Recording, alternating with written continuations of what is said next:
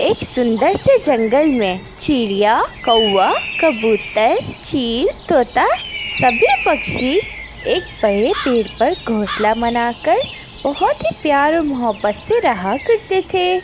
वो सभी पक्षी एक दूसरे से बातें कर बहुत खुशी से रहा करते थे।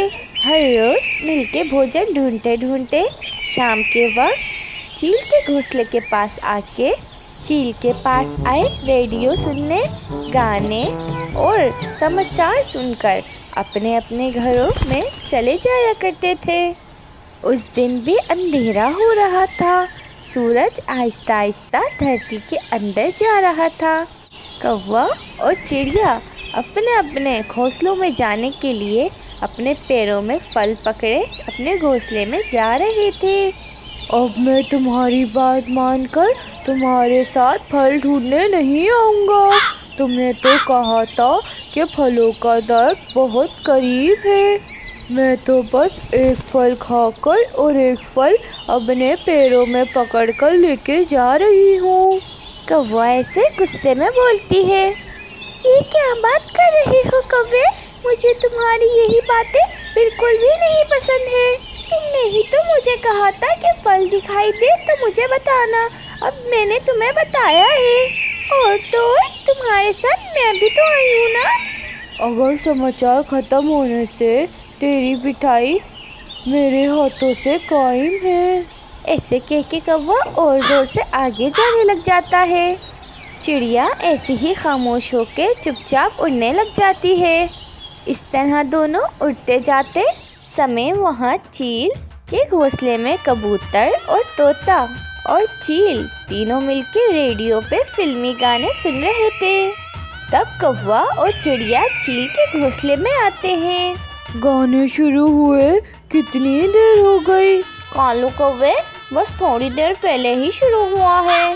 चील के घोंसले में सभी पक्षी मिलकर गाने सुनने लग जाते हैं। अचानक गाना बीच में बंद हो जाता है। अभी अभी मिला समाचार। अचानक से बंगाल पार में अल-पीरी आने से बहुत जोर से हवाएं आने का संकेत है। हर एक को अलर्ट रहना है। घर में रहकर सुरक्षित रहिए। आप सबके लिए फिर से फिल्मी कार्यक्रम जारी रहेगा। ऐसे कहने के बाद फिर से गाने आने लग जाते हैं। बाहर बरसते बादल और बिजलियां कड़क रही थी। बहुत जोरों की हवाएं चल रही थी। पेड़ बहुत जोरों से हिल रहा था, जिसकी वजह से सभी पक्षी हिल रहे थे। रेडियो नीचे गिरने की वजह से रुक जाता है। चील बाहर आके देखती है। एकदम से सारा मौसम बदल जाता है। गरजते बादल और बिजलियों से गड़गड़ाहट की आवाज आ रही थी। चील घोंसले के अंदर आती है। दोस्तों, जैसा हमने रेडियो में सुना वो बिल्कुल ठीक है। आप सभी दोस्तों अपने अपने घोंसलों में जाकर सही से रहो। डरो मत, बाहर भयानक बारिश आने वाली है। बार बार खिड़कियों से बाढ़ के पानी पे ध्यान रखो। मुझे बहुत डर लग रहा है। मैं नहीं तुम्हारे साथ रहूंगी दोस्त। मुझे घर जाने का मत बोलो। जाओ, हिम्मत से रहो। ऐसा कहकर सभी पक्षियों को भेज देती है चील। सभी पक्षी डरते डरते अपने घोंसलों में चले जाते हैं। सभी पक्षी अपने घोंसलों में मोमबत्ती जलाकर खिड़की के बाहर देखने लग जाते हैं। बाहर बिजलियों से और तेज तेज बारिश होना शुरू होता है। जोर से हवाएं आने लगती है। पेड़ सभी हिल रहे थे। घोंसलों में सभी पक्षी डर डर के अपने हाथों में अपनी प्राण लेके के घोंसले से बाहर देख रहे थे। अरे ये कैसे बारिश है? अचानक से सुनामी आने से किसी की प्राण नहीं बचेगी। जाने वाला प्राण एकदम चला जाएगा। और ये अचानक बारिश की मुसीबत क्या है? ऐसे सोचते समय ही बाढ़ का पानी बढ़ने लग जाता है। पेड़ सभी डूबने लग जाते हैं। कौवा बहुत डर जाती है। बाप रे, ये बाढ़ का पानी तो मेरे घोंसलों को डुबा देगा। बराबर चिड़िया के घर चली जाती हूँ। ऐसा सोच के कौवा बाहर आके बारिश में भीग के चिड़िया के घोंसले की तरफ जाता है। कौवा चिड़िया के घोंसले के पास आती है। चिड़िया बहन, चिड़िया बहन दरवाजा खोलो ना, बारिश के पानी की वजह से मेरा घोंसला डूब रहा है। इतना कहकर कौवा कांपने लग जाता है। चिड़िया आकर दरवाज़ा खोलती है। बस इतना ही हुआ होता है कि बाढ़ का पानी चिड़िया के घर पे भी आ जाता है। चिड़िया और कौवा दोनों उड़ के दरख्त पे बैठ जाते हैं, बारिश में भीग रहे होते हैं। अरे चिड़िया, तुम्हारा भी घोंसला डूब गया है, हमें चील के पास चलना चाहिए, वहाँ हम सुरक्षित रहेंगे। हाँ कौवे, मुझे भी ऐसा ही लग रहा है। यही सोचकर कौवा और चिड़िया चील के घोंसले के पास आते हैं। चील अपने घोंसले में कबूतर को मार के उसे पका के खा रही थी। बेचारी कबूतर, उसे मेरे बुरे स्वभाव के बारे में तो पता ही नहीं था और मेरे घोंसले में रह गई। यहाँ रहकर अपने प्राणों को बचाना चाहती थी। और अब देखो मेरी भूख मिटा रही है। गरम गरम ये कबूतर खाने से ओहो। चील ये सब सोच ही रही थी। बाढ़ का पानी और बढ़ने लग जाता है। हवाएं चल रही थी। चील के घोंसले, कौवा, चिड़िया और तोता तीनों चील के घोंसले के पास आते हैं। तीनों पक्षी मिलकर चील को बुला रहे होते हैं, पर चील तो सुन नहीं रही थी। वो अंदर कबूतर का मांस खा रही थी। उधर तोता, चिड़िया और कौवा एक बड़े से पत्थर पे बैठ जाते हैं और एक पत्ते को बारिश से बचने के लिए ऊपर रख लेते हैं। दूसरी तरफ पेट भर खा के जैसे ही चील अपने घोंसले का दरवाज़ा खोलती है, तब तक तो बहुत देर हो जाती है। बाढ़ का पानी बढ़ जाता है। चील उस बाढ़ के पानी में डूबकर ऊपर नीचे होने लग जाती है। कौवा, चिड़िया, तोता, कोई तो मुझे बचाओ, मैं बाढ़ के पानी में डूब रही हूँ। ऐसे कहते कहते चील डूब जाती है। उधर चील की आवाज़ सुन के कौवा, तोता, चिड़िया चील को बचाने का सोचते हैं, मगर गरजते बादलों और बिजली की आवाज़ से डर जाते हैं। चील बाढ़ के पानी में डूबकर मर जाती है। मरने के बाद ऊपर बाढ़ के पानी में तैरने लग जाती है। उधर कौवा, तोता और चिड़िया बहुत दुखी होते हैं और वो तीनों पत्ते के नीचे सर छुपाकर अपने प्राण बचाते हैं। जंगल में नए साल की आमद थी। सभी पक्षी नए साल की तैयारियों में लगे हुए थे। उसी जंगल में एक चिड़िया रानी भी रहती है। चिड़िया रानी तमाम पक्षियों से ज़्यादा अमीर थी। वो हर साल अपने घर के आगे एक बहुत बड़ी पार्टी रखती। नए साल की आने की खुशी में वो सभी तमाम पक्षियों को उस पार्टी में बुलाती थी। इस साल भी वो नए साल की तैयारियों में लगी हुई थी। एक दिन वो बाजार से कुछ चीज़ें लेने जा रही थी। उसकी मुलाकात दूसरी चिड़िया से होती है। अरे चिड़िया रानी, तुम इतनी जल्दी जल्दी कहाँ जा रही हो? खैर तो है ना? हाँ बहन, मैं ना नए साल की पार्टी के लिए बहुत मसरूफ़ हूँ। उसके लिए ही कुछ सामान लेने मार्केट जा रही हूँ। अच्छा चिड़िया रानी, हम तो समझे इस बार तुम पार्टी नहीं करोगी नए साल की, क्योंकि तुम्हारे बच्चे छोटे हैं, इसलिए हम समझे कि तुम इस बार शायद पार्टी का इंतज़ाम ना करो। अरे नहीं बहन, मैं इस साल भी पार्टी करूँगी। तुम ना सभी जंगल के पक्षियों को बता देना कि नए साल पे मेरे घर के पास आ जाएं। हम सभी पक्षी मिलके वहीं पर पार्टी करेंगे। ठीक है चिड़िया रानी, तुम फिक्र मत करो, मैं ये बात सभी पक्षियों को बता दूंगी। फिर चिड़िया रानी वहाँ से उड़ जाती है। दूसरी चिड़िया सभी पक्षियों को जाकर पार्टी के बारे में बताती है। पार्टी का सुनकर सभी पक्षी बहुत ही ज़्यादा खुशी हो जाते हैं। तभी मिट्ठू तोता बोलता है, अरे ये तो अच्छी बात है, कम से कम हम सभी पक्षियों को अच्छा खाने को तो मिलेगा नए साल में।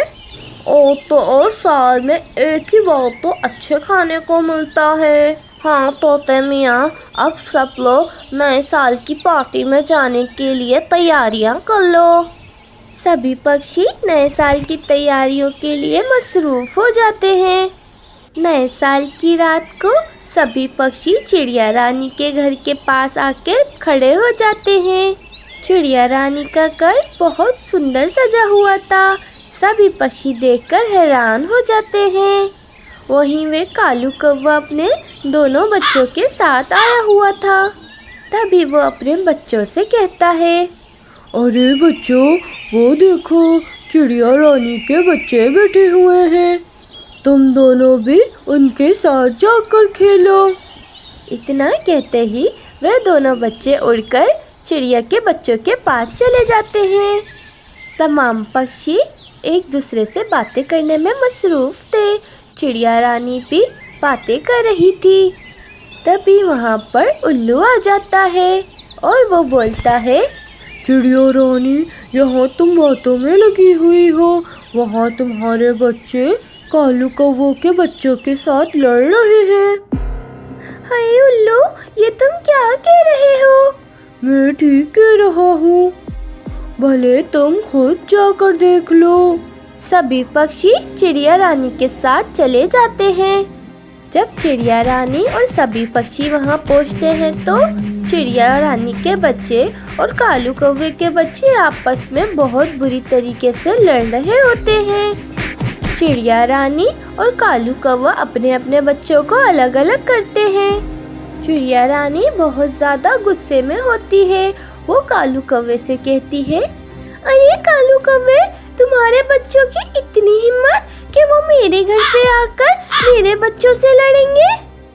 तभी कालू कौवा उदास होकर बोलता है, अरे चिड़िया रानी, मुझे क्या पता था, मैंने तो इन दोनों को खेलने के लिए भेजा था। मैंने सोचा था दोनों बच्चे आपस में मिलकर खेलेंगे। मुझे क्या पता था कि ये दोनों मिलकर लड़ेंगे। अगर मुझे अंदाज़ा होता कि ये लोग लड़ेंगे तो मैं कभी तुम्हारे बच्चों के पास खेलने के लिए नहीं भेजता। तभी चिड़िया रानी गुस्से में बोलती है, कालू कौवे, तुम और तुम्हारे बच्चे यहाँ से चले जाओ। सभी पक्षी हैरान हो जाते हैं। तभी वहाँ पर चील बोलती है, अरे चिड़िया रानी, ये अपने बच्चों को यहाँ से लेकर कैसा चला जाए? अभी तो हमने खाना भी नहीं खाया है। मैं ये सब कुछ भी नहीं जानती, बस ये अपने बच्चों को लेकर यहाँ से चला जाए। सभी पक्षी परेशान हो जाते हैं। तभी एक बुजुर्ग मिट्ठू तोता वहाँ पर आता है और बोलता है, अरे चिड़िया रानी, तुम्हें ऐसा नहीं करना चाहिए। घर हुए आए मेहमानों को ऐसे निकालना नहीं चाहिए। आज रात से नया साल शुरू होने वाला है। अगर आज तुम लोग लड़ पड़ोगे तो नया साल कैसा गुजरेगा? बच्चे तो आपस में लड़ते ही रहते हैं, तो क्या तुम लोग भी बच्चों की तरह आपस में लड़ोगे? तभी कालू कौवा उदास होकर बोलता है, अरे नहीं मिट्ठू मियाँ, कोई बात नहीं, मुझे खाना नहीं खाना है। मैं अपने बच्चों को लेकर यहाँ से जा रहा हूँ। आ जाओ मेरे बच्चों, हमें यहाँ से चलना चाहिए। तभी चिड़िया रानी पे बूढ़े मिट्ठू तोते की बातों का असर होता है। उसे अपनी गलती का एहसास होता है और वह बोलती है, अरे कौवे मियाँ, रुक जाओ, नाराज मत हो, मैं अपनी गलती मानती हूँ। मुझे ऐसा नहीं बोलना चाहिए था। बूढ़े मिट्ठू मियाँ ने बिल्कुल ठीक कहा, बच्चे तो बच्चे होते हैं, हमें भी क्या बच्चों की तरह लड़ना चाहिए। अरे रानी चिड़िया, ऐसा मत बोलो, तुम्हें अपनी गलती का एहसास हो गया, इतना ही बहुत है। शुक्रिया कालू कौवे। अच्छा चलो सभी पक्षियाँ आ जाओ, खाने का वक्त हो गया है, वरना खाना ठंडा हो जाएगा। सभी पक्षी बहुत ज़्यादा खुश हो जाते हैं और मज़े मज़े के खानों से अपना पेट भरते हैं। दूर किसी जंगल में कालू कौवे का परिवार रहता था। कालू कौवा और रानी कौवी बहुत ही ज़्यादा शातिर थे। रानी, आज तो मीठा मीठा हलवा खाने का दिल चाह रहा है। तुम आज भोजन में गाजर का हलवा बना लो। हाँ मम्मा, पापा भी ठीक कह रहे हैं। मेरा भी गाजर का हलवा खाने का मन कर रहा है। हाँ हाँ, मेरा तो यही काम है। मैं रोजाना लोगों की फरमाइशें पूरी करती रहूं और मेरी फरमाइशें कोई भी पूरी न करे। अरे क्या हुआ रानी, आखिर ऐसी कौन सी फरमाइश है तुम्हारी जो मैंने पूरी नहीं की? कालू जी, मैं अपने मायके से कितने सारे सोने के गहने लाई थी, पर आपने मेरे सारे सोने के जेवर बेचकर ये घर ले लिया।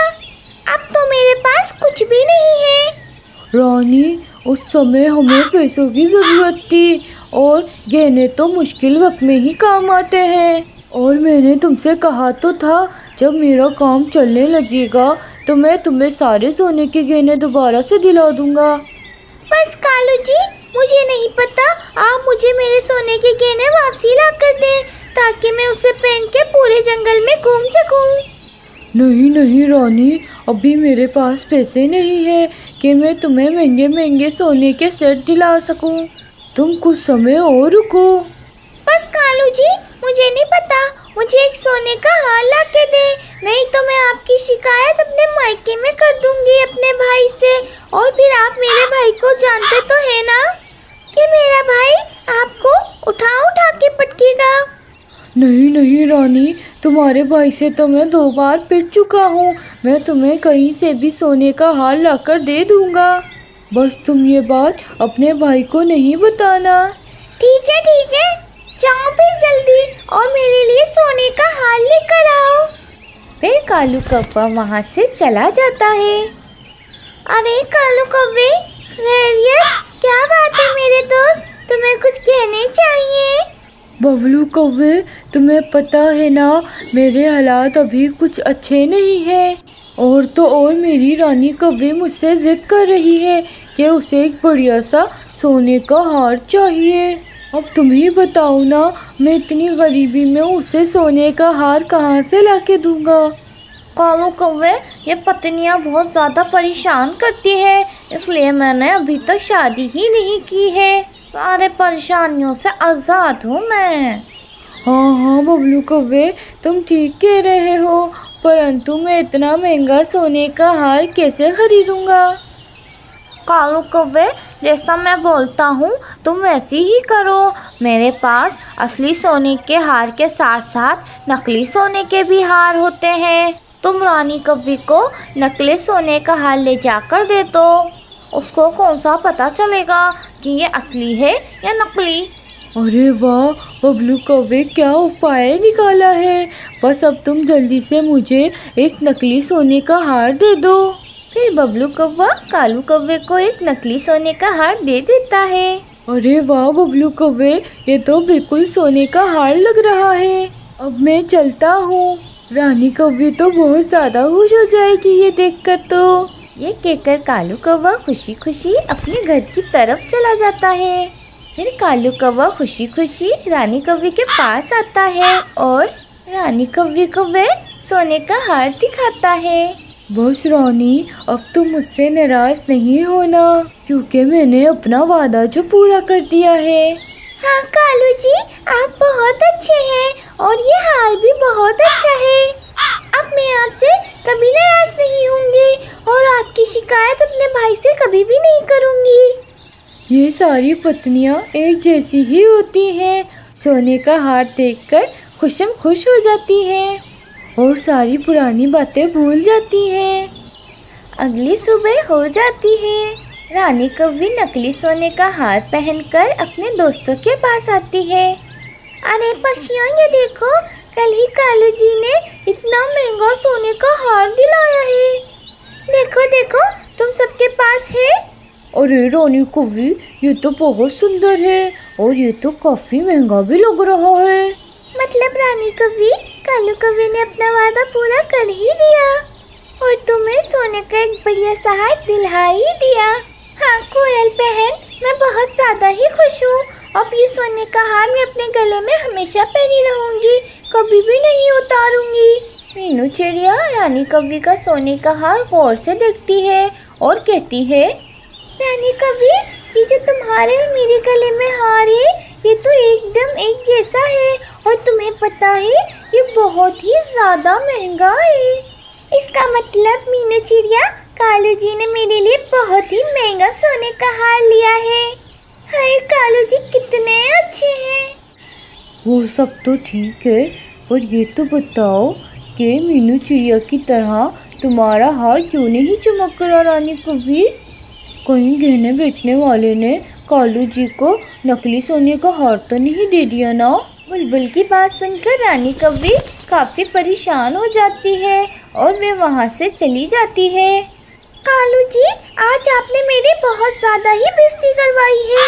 मेरा और मीनू चिड़िया का हार एक जैसा ही था, पर उसका हार चमक रहा था बहुत ज़्यादा और मेरा नहीं। चले आप मेरे साथ, जहाँ से आपने ये सोने का हार लिया है उसे जाके दिखाते हैं। रानी कौवी की बात सुनकर कालू कौवा बहुत ही ज़्यादा डर जाता है। अरे रानी, तुम कुछ ज़्यादा ही चिंता कर रही हो। तुम्हारी चिंता दूर करने के लिए मैं फिर भी तुम्हें बबलू सुनार के पास ले चलता हूँ। नहीं नहीं, हम बबलू सुनार के पास नहीं, जग्गू सुनार के पास जाएंगे। अरे ये रानी कौवी क्या कह रही है? अगर ये जग्गू सुनार के पास गई तो वो तो सब बता देगा कि ये हार नकली है। रानी, मेरे पेट में अचानक बहुत ज़्यादा दर्द शुरू हो गया है। मैं तुम्हारे साथ कहीं भी नहीं जा सकता हूँ। अरे रे मेरा पेट। अच्छा कालू जी, आप आराम कीजिए, हम कल चलेंगे। रात हो जाती है। कालू कौवा बहुत ही ज़्यादा परेशान होता है। अरे यार, क्या करूँ मैं? मेरे तो कुछ समझ ही नहीं आ रहा। कल मैं पकड़ा जाऊँगा। मुझे कुछ ना कुछ तो